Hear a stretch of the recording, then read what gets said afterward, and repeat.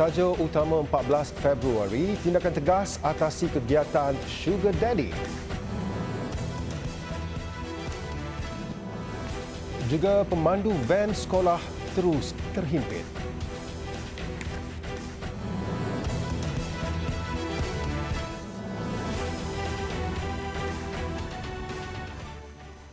Bismillahirrahmanirrahim. Assalamualaikum warahmatullahi wabarakatuh. Berita Al-Hijrah malam ini bersama saya Wan Kamaruddin Ibrahim. Mesyuarat Jawatankuasa Perundingan Hukum Syarak dalam Persatuan kali kedua yang bersidang pada 11 Februari lepas bersetuju untuk mengguna pakai resolusi Muzakarah Jawatankuasa Fatwa Majlis Kebangsaan berhubung hukum penggunaan vaksin COVID-19. Keputusan itu sekaligus menzahirkan sokongan serta mendukung sepenuhnya pelaksanaan program imunisasi COVID-19 kebangsaan yang dijangka bermula penghujung Februari ini. Antara ketetapan Muzakarah Jawatankuasa Fatwa Majlis Kebangsaan bagi Hal Ehwal Agama Islam MKI ke-10 yang bersidang pada 3 Disember 2020 ialah hukum penggunaan vaksin COVID-19 adalah harus dan wajib diambil oleh golongan yang ditetapkan oleh kerajaan selaras Al-Quran dan hadis selain turut disokong oleh kaedah-kaedah fiqh. Dari aspek kepenggunaan pula, hukum keharusan ini diputuskan setelah mengambil kira pendirian tegas kerajaan bahawa hanya vaksin yang telah dikenal pasti statusnya sebagai halan dan toyiban sahaja yang akan digunakan sepanjang pelaksanaan program imunisasi COVID-19 kebangsaan ini. Sehubungan itu, Pejabat Mufti Wilayah Persekutuan menyeru kepada seluruh umat Islam di negara ini, khususnya di wilayah Persekutuan, agar menghormati fatwa yang telah diputuskan berhubung pengambilan vaksin COVID-19 di Malaysia. Keputusan ini dibuat setelah melalui pelbagai proses perbincangan bersama pihak-pihak yang berautoriti dalam bidang masing-masing. Ia juga merupakan salah satu usaha kerajaan dalam memastikan negara berjaya mengharungi krisis COVID-19 dengan lebih efisien.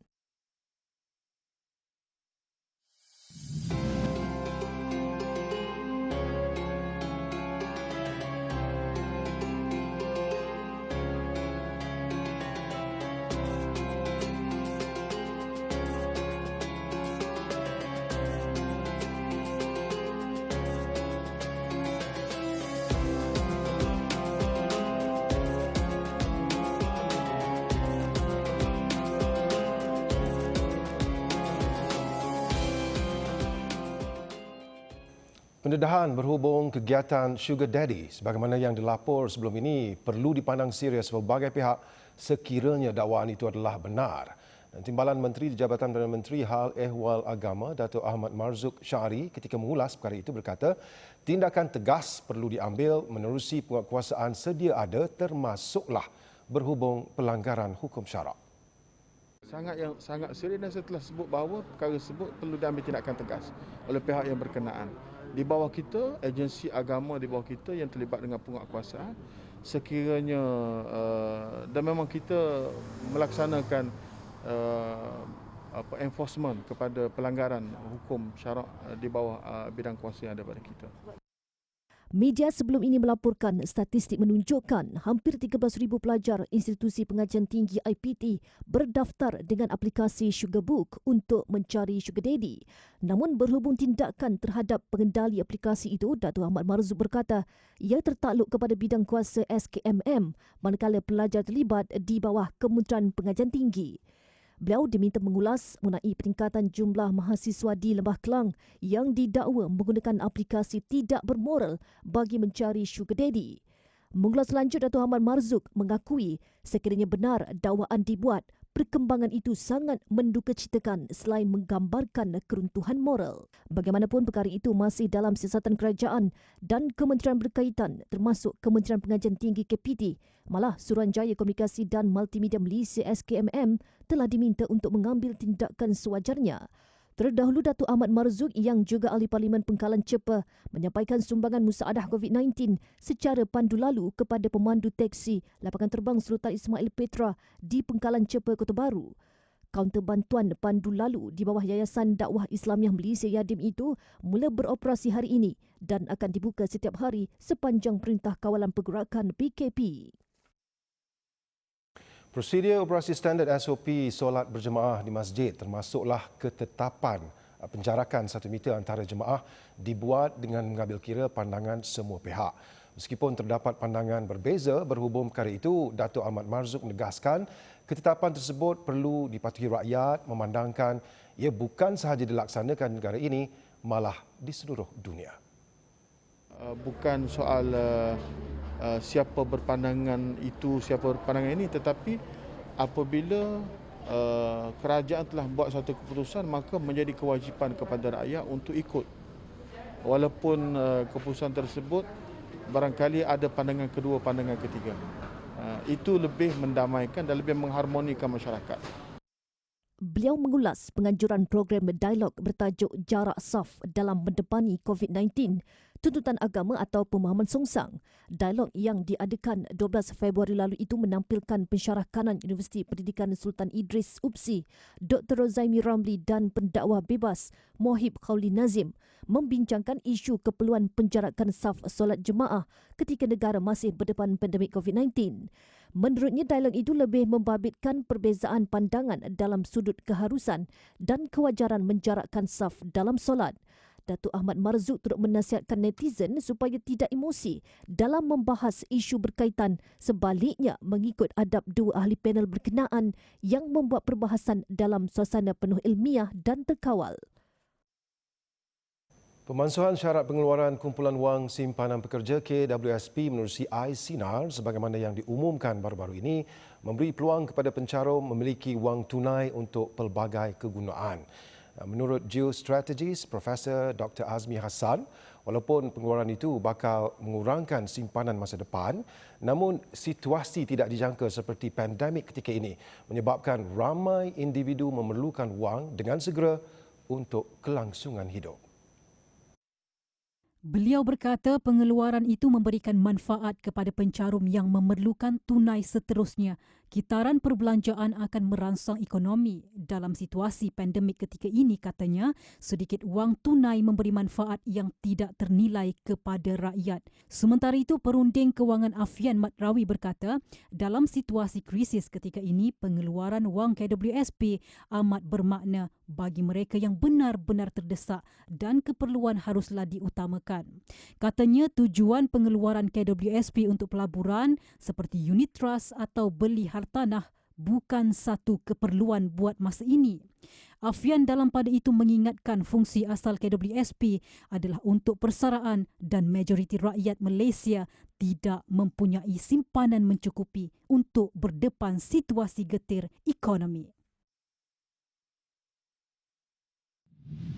Sementara itu, Perunding Kewangan Dr. Azizul Azli Ahmad menyuarakan kebimbangan tentang pengurusan dan literasi kewangan yang sangat rendah dan wang itu akan dihabiskan untuk sesuatu yang tidak perlu.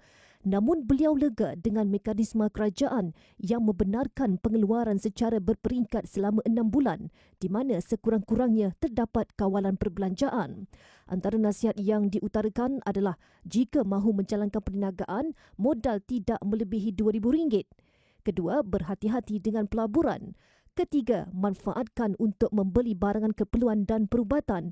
Dan keempat, pengeluaran untuk pelaburan dalam emas unit trust adalah pilihan yang sangat tidak bijak. Bagi pensyarah kanan Putra Business School, Profesor Madya Dr. Ahmad Razman Abdul Latif, pengeluaran automatik kepada semua pencarum hanya akan menjejaskan tabung simpanan hari tua selain menyebabkan strategi pelaburan KWSP turut terjejas.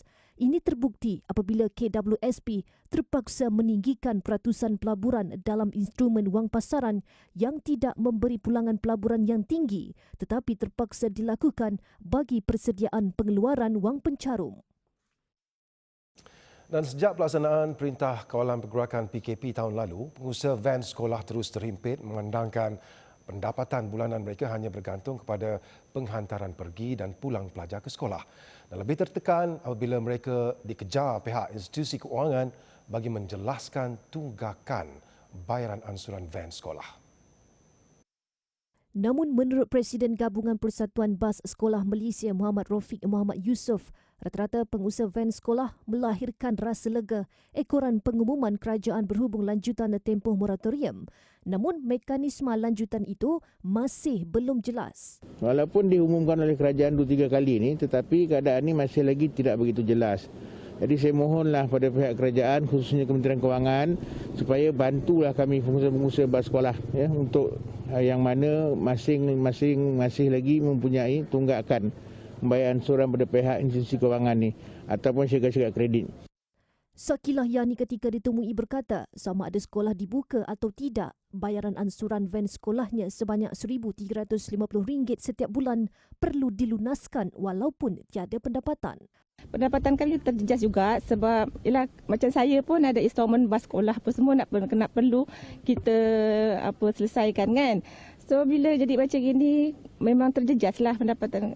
Sekurang-kurangnya kalau kita bawa bas sekolah berjalan, kita boleh membantu suami kita dari segi pendapatan, kemudian anak-anak sekolah apa semua kan. Dari pendapatan RM3,000 sebulan hasil perkhidmatan van sekolah, kini Umi Aina Muhammad Anib hanya mendapat RM500 sebulan hasil berniaga nasi lemak. Start daripada PKP lah. PKP macam tahun lepas tu, lepas bulan 3 tu kan tak sekolah kan. Lepas tu lama, lepas tu bulan 11 tak sekolah, ini pun tak sekolah juga. Lama lah, lebih 6 bulan dah. Van memang tak jalan lah, tak gerak kan. Kena cari income sendiri lah. Buat online. Buat online business lah. Online, offline, makanan, minuman. Kita buat offline, online. Untuk cari pendapatan lah. Sehari keluarga kan. Saya ada 3 orang anak, ibu tunggal pula. Kesukaran hidup pengusaha van sekolah dari sekitar Senawang Seremban Negeri Sembilan ini mendapat perhatian sebuah badan NGO, Bayit As-Sayyidah Hadijah Al-Kubra. Seramai 44 pengusaha van sekolah menerima sumbangan berupa beras, telur, ayam segar dan beberapa keperluan asas lain yang bernilai lebih RM80 setiap pek yang disampaikan secara pandu lalu. Pada program itu, 10 pemandu teksi di Pekan Senawang yang terkesan pendapatan ekoran pandemik COVID-19 juga diberi sumbangan yang sama.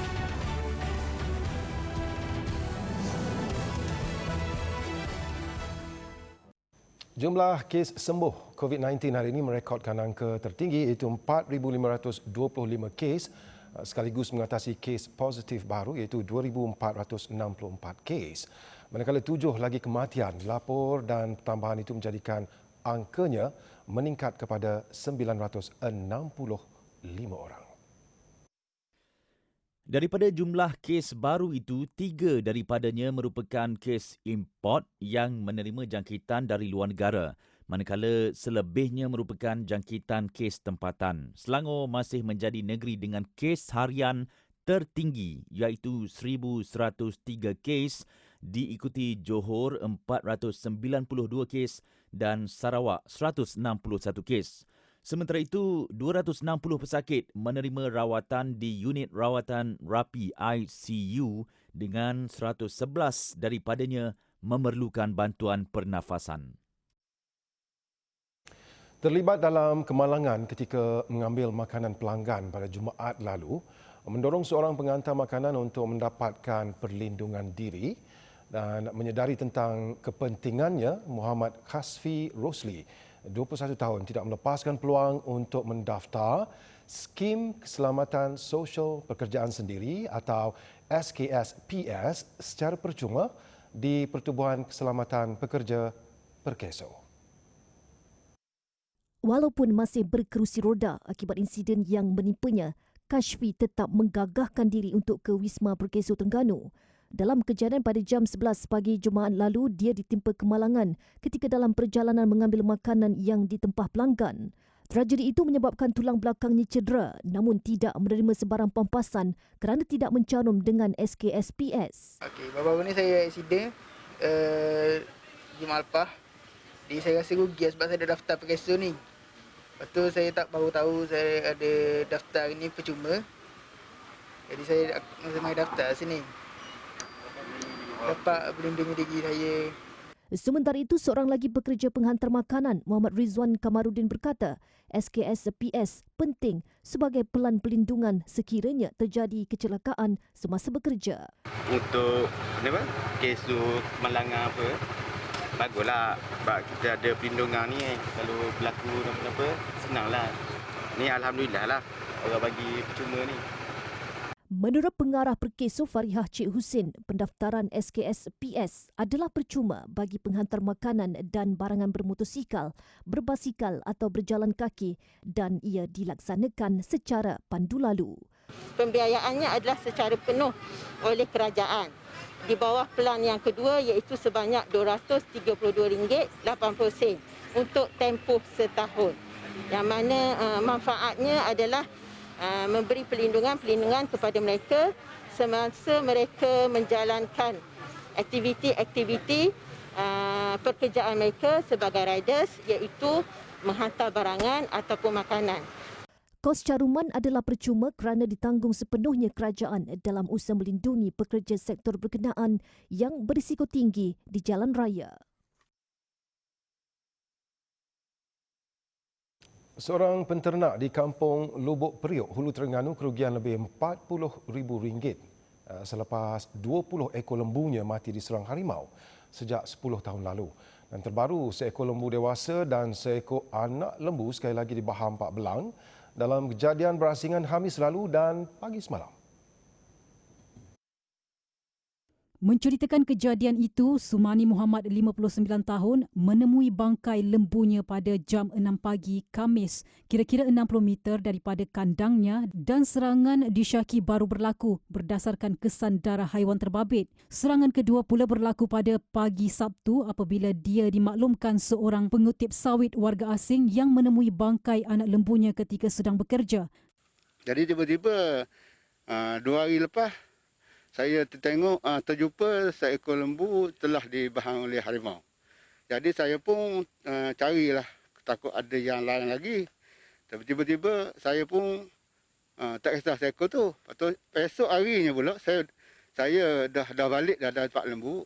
Ibu dia memanggil. Serangan harimau yang kerap dalam minggu ini menyebabkan dia bimbang keselamatan 70 ekor lembunya di dalam kandang di kebun sawit di kampung berkenaan. Dia berharap pihak berkaitan mengambil tindakan segera kerana ia turut menimbulkan kerisauan 5 lagi penternak lain yang membela lebih 100 lembu di kampung ini. Sementara itu, Muhammad Razif Wadoy, 30 tahun berkata dia terserempak dengan harimau itu pada petang Jumaat ketika memantau lembu milik bapa mentuanya di kebun sawit. Petang tu saya nampak harimau tu lompat parit.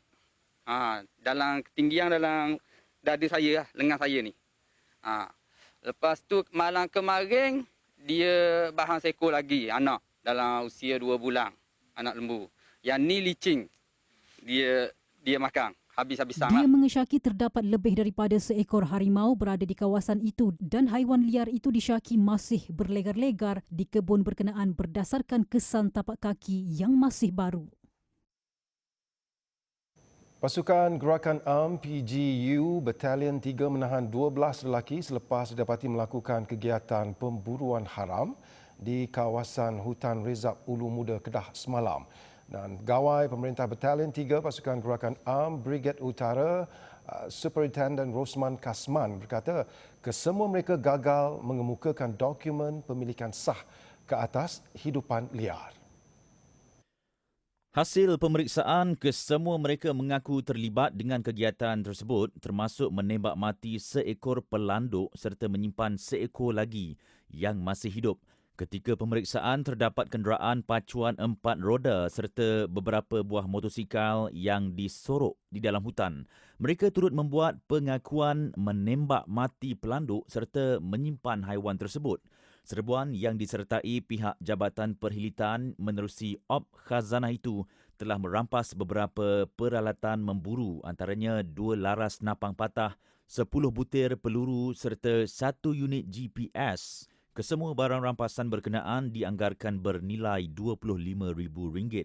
Kes disiasat mengikut Seksyen 60/1/A Akta 716 yang memperuntukkan hukuman denda tidak lebih RM50,000 atau penjara tidak lebih 2 tahun atau kedua-duanya.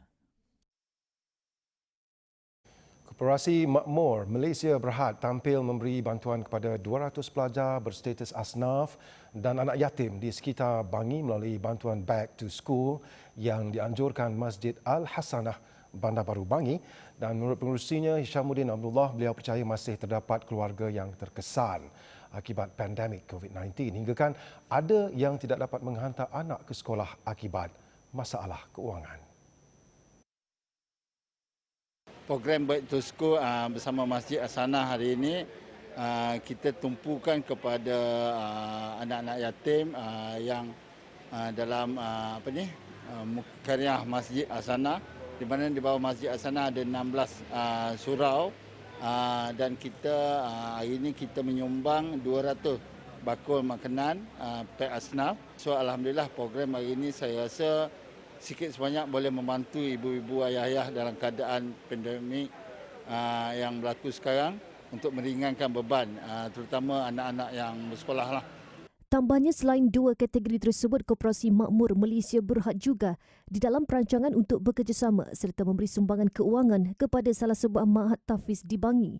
Bagi pihak Masjid Al-Hasanah pula, antara barangan yang disumbangkan berupa barangan keperluan pembelajaran serta voucher pembelian barangan persekolahan.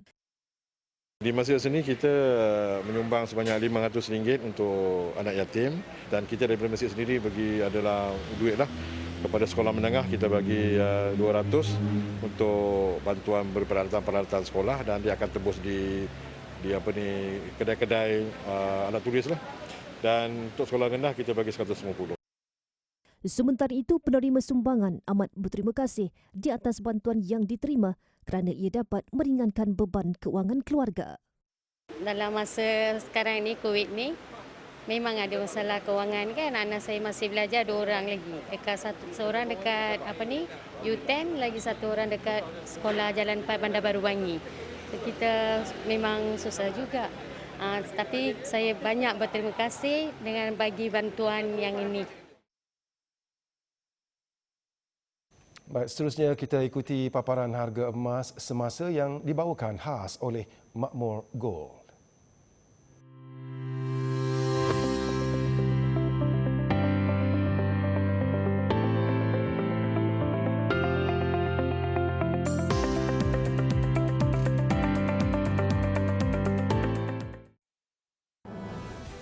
Selepas ini, ratusan tangki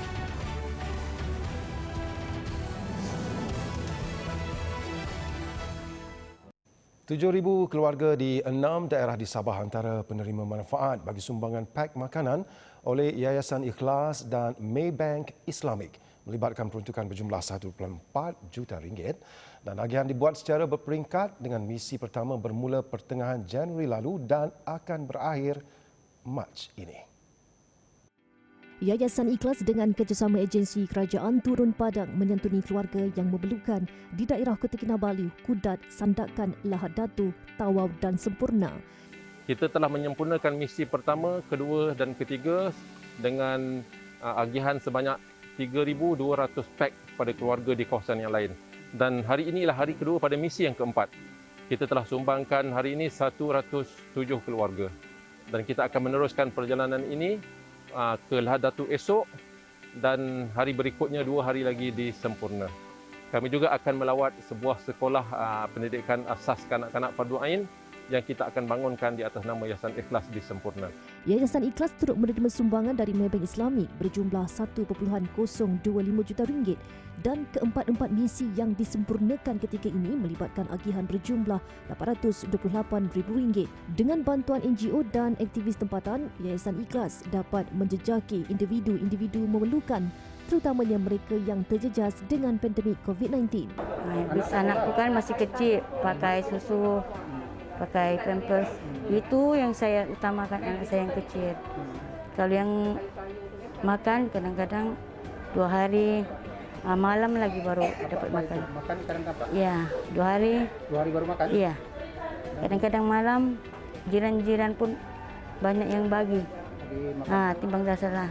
Pada tahun 2020 sahaja, Yayasan Ikhlas telah mengagihkan peruntukan 6 juta ringgit bagi membantu individu yang memerlukan di seluruh negara. Sumbangan projek Pak Ikhlas boleh disalurkan ke akaun Yayasan Ikhlas bernombor 5628 3463 6228. Puluhan cedera dalam gempa bumi 7.3 skala Richter yang melanda luar Fukushima malam tadi. Dan kejadian semasa itu berlaku selepas wilayah berkenaan pernah digegarkan dengan gempa bumi kuat yang mengakibatkan tsunami hampir 10 tahun lalu. Namun tiada amaran tsunami dikeluarkan. Setakat ini tiada kemalangan jiwa dilaporkan dan kebanyakan mangsa cedera dari wilayah Fukushima dan Miyagi. Menurut agensi pengurusan bencana, setakat ini 74 kecederaan dilaporkan di wilayah berkenaan serta sekitar Tokyo. Bagaimanapun, kiraan oleh media tempatan berdapati sekurang-kurangnya 104 kes kecederaan dilaporkan termasuk patah tulang sehinggalah luka akibat cermin pecah. Buat masa ini, tiada laporan menyatakan loji nuklear di Fukushima terjejas seperti gempa bumi kuat pada Mac 2011 lalu yang mencetuskan tsunami besar sehingga mengorbankan lebih 18,000 nyawa. Jurucakap kerajaan memaklumkan tiada kerosakan besar, namun pihaknya sedang menilai kesan tanah runtuh di lebuh raya. Beliau turut memberi amaran kemungkinan berlaku gempa susulan yang kuat minggu depan serta lebih banyak lagi kejadian tanah runtuh berikutan cuaca diramal hujan lebat. Sekurang-kurangnya 100 tangki minyak dan gas musnah dalam kebakaran di sempadan perdagangan Afghanistan dan Iran semalam, dan insiden berlaku di pelabuhan Islam Qola sekaligus mengakibatkan kerugian berjuta-juta dolar. Tangki minyak itu terletak kira-kira 120 km dari Bandar Herat, bandar ketiga terbesar di Afghanistan. Sebahagian besar api telah berjaya dipadamkan dan pihak berkuasa sedang menyiasat punca kebakaran. 100 atau 200 tangki dilapor musnah, namun angka tersebut dijangka lebih tinggi. Menurut Gabenor Herat Jalani Farhad, kira-kira 20 orang cedera dan telah dibawa ke hospital untuk menerima rawatan. Rakaman video di media sosial menunjukkan api menjulang tinggi dengan asap tebal berkepul-kepul di udara. Laporan siasatan awal mendapati kebakaran tercetus di salah satu tangki terbabit sebelum api merebak dengan pantas sehingga mengakibatkan kerugian besar melibatkan bahan api, tangki dan kemudahan kastam. Dengan itu sekian berita Al-Hijrah. Terima kasih menonton. Saya Wan Kamarudin Ibrahim. Assalamualaikum warahmatullahi wabarakatuh. Jaga diri. Selamat malam.